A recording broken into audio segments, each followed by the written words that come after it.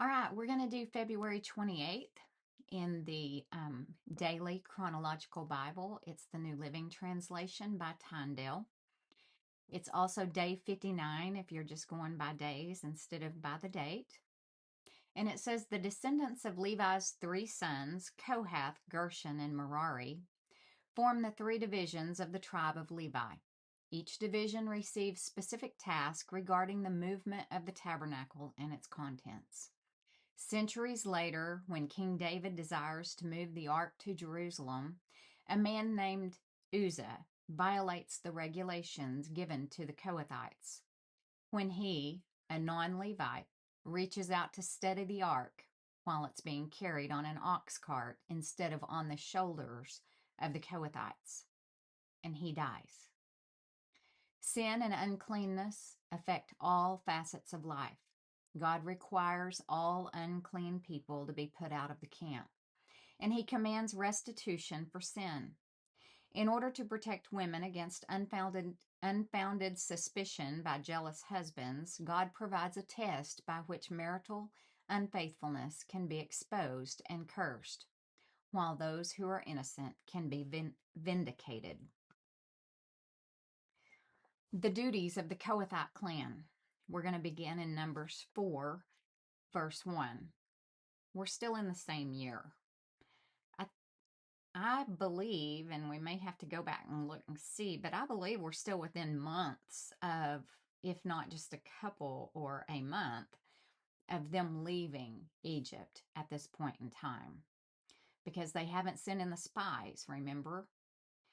And the 40 years doesn't even start until after the spies go in and come back and say we're just wee grasshoppers. And so the duties of the Kohathite clan. Then the Lord said to Moses and Aaron, record the names of the members of the clans and families of the Kohathite division of the tribe of Levi. List all the men between the ages of 30 and 50 who are eligible to serve in the tabernacle. The duties of the Kohathites at the tabernacle will relate to the most sacred objects. When the camp moves, Aaron and his sons must enter the tabernacle first to take down the inner curtain and cover the Ark of the Covenant with it. Then they must cover the inner curtain with fine goatskin leather and spread over that a single piece of blue cloth. Finally, they must put the carrying poles of the ark in place. Next, they must spread a blue cloth over the table where the bread of the presence is displayed, and on the cloth they will place the bowls, ladles, jars, pitchers, and the special bread. They must spread a scarlet cloth over all of this, and finally, a covering of fine goatskin leather on top of the scarlet cloth. Then they must insert the carrying poles into the table. Next, they must cover the lampstand with a blue cloth, along with its lamps, lamp snuffers, trays, and special jars of olive oil. Then they must cover the lampstand and its accessories with fine goatskin leather and place the bundle on a carrying frame. Next, they must spread a blue cloth over the gold incense altar and cover this cloth with fine goatskin leather. Then they must attach the carrying poles to the altar. They must take all the remaining furnishings of the sanctuary and wrap them in a blue cloth, cover them with fine goatskin leather, and place them on the carrying frame. They must remove the ashes. They must remove the ashes from the altar for sacrifices and cover the altar with a purple cloth. All the altar utensils, the fire pans, meat forks, shovels, basins, and all the containers must be placed on the cloth, and a covering of fine goatskin leather must be spread over them. Finally, they must put the carrying poles in place. The camp will be ready to move when Aaron and his sons have finished covering the sanctuary and all the sacred articles. The Kohathites will come and carry these things to the next destination. But they must not touch the sacred objects or they will die. So these are the things from the tabernacle that the Kohathites must carry. Eleazar, son of Aaron, the priest, will be responsible for the oil of the lampstand, the fragrant incense, the daily grain offering, and the anointing oil. In fact, Eleazar will be responsible for the entire tabernacle and everything in it, including the sanctuary and its furnishings. Then the Lord said to Moses and Aaron, Do not let Kohathite clans be destroyed from among the Levites. This is what you must do so they will live and not die when they approach the most sacred objects. Aaron and his sons must always go in with them and assign a specific duty or load to each person. The Kohathites must never enter the sanctuary to look at the sacred objects for even a moment, or they will die. And the Lord said to Moses, record the names of the members of the clans and families of the Gershonite division of the tribe of Levi. List all the men between the ages of 30 and 50 who are eligible to serve in the tabernacle. These Gershonite clans will be responsible for general service and carrying loads. They must carry the curtains of the tabernacle itself with its coverings, the outer covering of fine goatskin leather, and the curtain for the tabernacle entrance.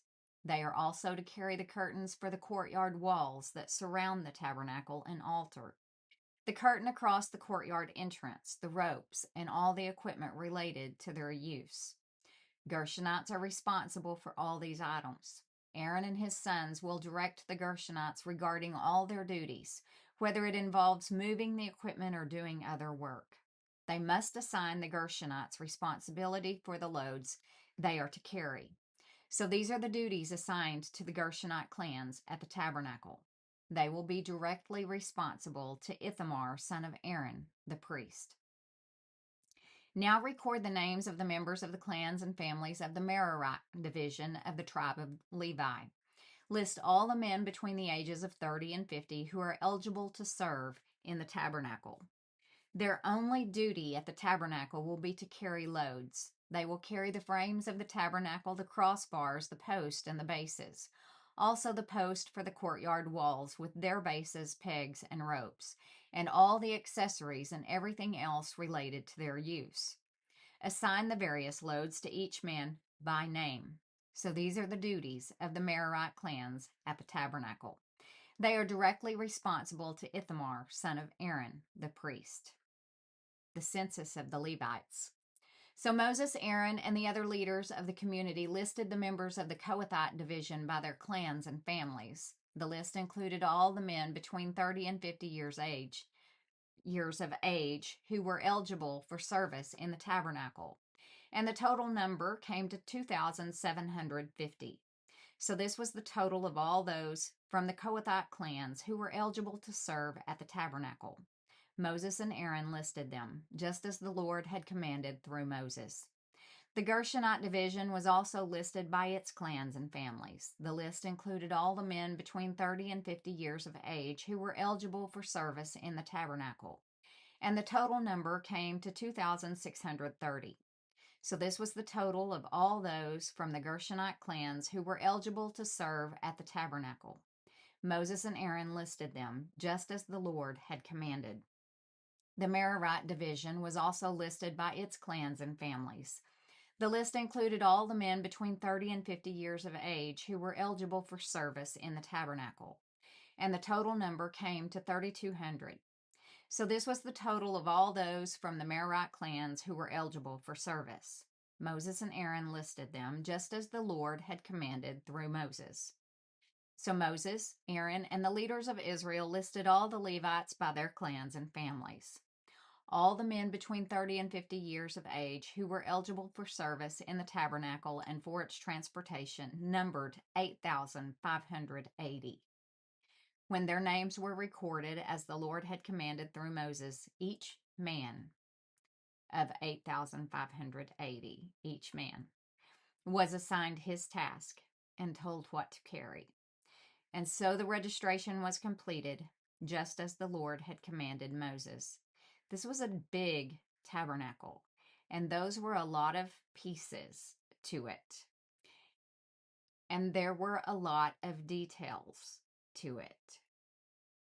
It took 8,580 men to carry it from one place to another. The Lord gave these instructions to Moses. Command the people of Israel to remove from the camp anyone who has a skin disease or a discharge, or who has become ceremonially unclean by touching a dead person. This command applies to men and women alike. Remove them so they will not defile the camp in which I live among them. So the Israelites did as the Lord had commanded Moses and removed such people from the camp. Then the Lord said to Moses, "Give the following instructions to the people of Israel. If any of the people, men or women, betray the Lord by doing wrong to another person, they are guilty. They must confess their sin and make full restitution for what they have done, adding an additional 20% and returning it to the person who was wronged. But if the person who was wronged is dead and there are no near relatives to whom restitution can be made, the payment belongs to the Lord and must be given to the priest. Those who are guilty must also bring a ram as a sacrifice, and they will be purified and made right with the Lord. All the sacred offerings that the Israelites bring to a priest will belong to him. Each priest may keep all the sacred donations that he receives." And the Lord said to Moses, "Give the following instructions to the people of Israel. Suppose a man's wife goes astray, and she is unfaithful to her husband and has sex with another man, but neither her husband nor anyone else knows about it. She has defiled herself, even though there was no witness and she was not caught in the act. If her husband becomes jealous and is suspicious of his wife and needs to know whether or not she has defiled herself, the husband must bring his wife to the priest. He must also bring an offering of 2 quarts of barley flour to be presented on her behalf.